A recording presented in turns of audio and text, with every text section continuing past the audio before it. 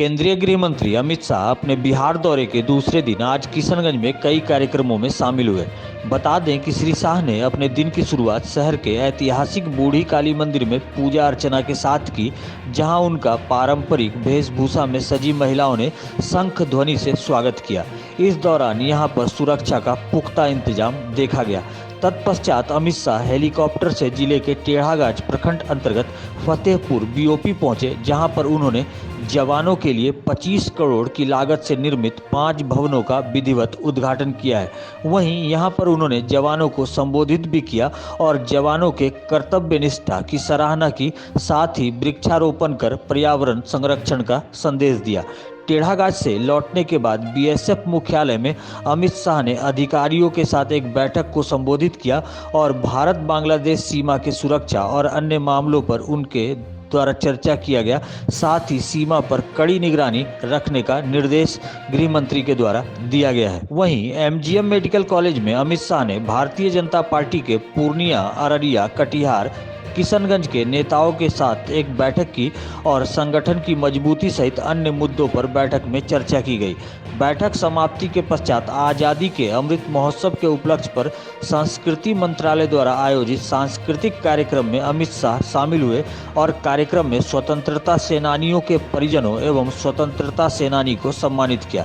इस दौरान उन्होंने कार्यक्रम में मौजूद युवक और युवतियों से लक्ष्य निर्धारित करने की अपील की और कहा कि देश के 130 करोड़ लोग यदि एक लक्ष्य निर्धारित कर लेते हैं तो आज़ादी के स्वर्ण जयंती वर्ष में यह देश अपने वैभव को प्राप्त करेगा। सांस्कृतिक कार्यक्रम की समाप्ति के पश्चात अमित शाह हेलीकॉप्टर के जरिए चूनापुर हवाई अड्डा के लिए रवाना हुए, जिसके बाद प्रशासन ने राहत की सांस ली है। पूरे स्वतंत्रता सेनानियों को, आज के युवाओं को समझाने के लिए, और हमारा जीवन हमारे लिए तो है ही। आपका विकास होगा तभी देश का विकास होगा। आपके विकास के बगैर देश का विकास संभव नहीं। मगर क्या साथ में हम कुछ ऐसा कर सकते हैं जिससे देश को महान बनाने की ये प्रक्रिया में और तेजी आए, और गति आए। और जब देश महान बनता है तो हम सब महान बनते हैं, क्योंकि भारत महान बनता है तो भारतीय महान बनता है। एक उद्देश्य तो ये था कि आजादी के अमृत महोत्सव को इस देश का युवा इस मौके पर हमारे स्वतंत्र सेनानियों को जाने। दूसरा ये था कि 75 साल में हमने जो किया है उसका हम महिमा मंडन करें, गौरव गान करें, और इसके लिए जिन जिन ने योगदान दिया है उस सबको हम याद करें। हम जब यहाँ आजाद हुए सुई नहीं बनाते थे, मंगल ग्रह तक यान भेजने का वाला भारत बन चुका है।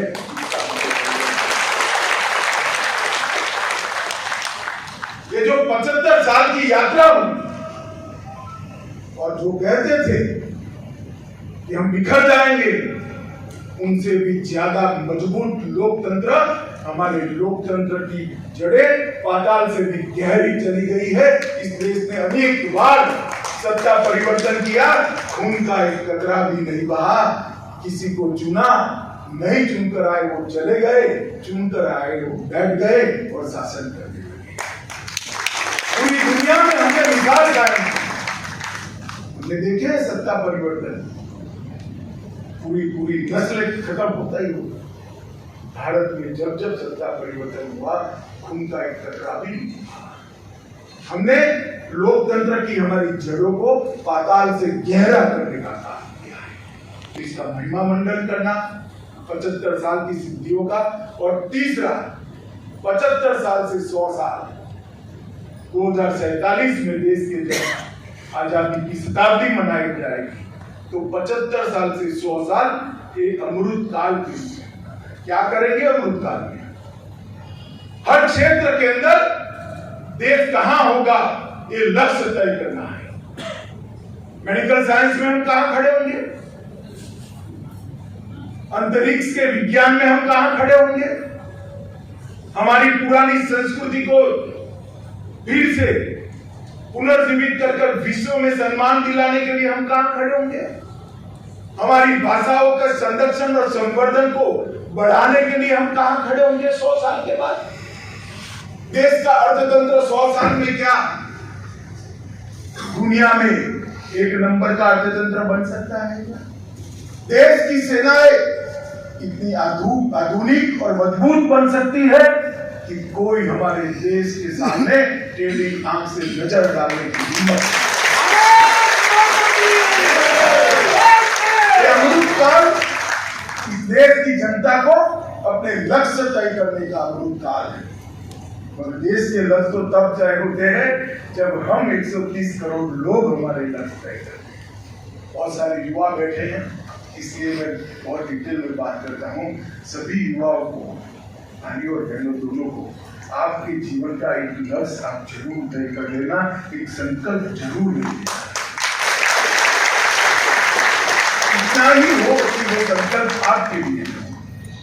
संकल्प छोटे से छोटा लीजिए। एक बार तय कर दीजिए, कमरे से बाहर निकलते वक्त मैं स्विच बंद कर कमरे के बाहर जाऊंगा या जाऊंगा। तय कर लीजिए, मेरी भोजन की थाली में जूठा कुछ नहीं छोड़ेगी। अब तय कर लीजिए, मैं ट्रैफिक के नियमों के सिग्नल का उल्लंघन नहीं करूंगा।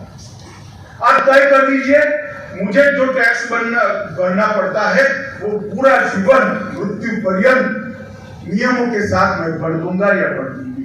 जो आपको तय करना है वो करिए। अपने अलावे एक संकल्प ले लीजिए। मैं आपको बताता हूं, अगर 130 करोड़ लोग एक एक संकल्प लेते हैं तो 130 करोड़ कदम देश एक साथ आगे बढ़ता है।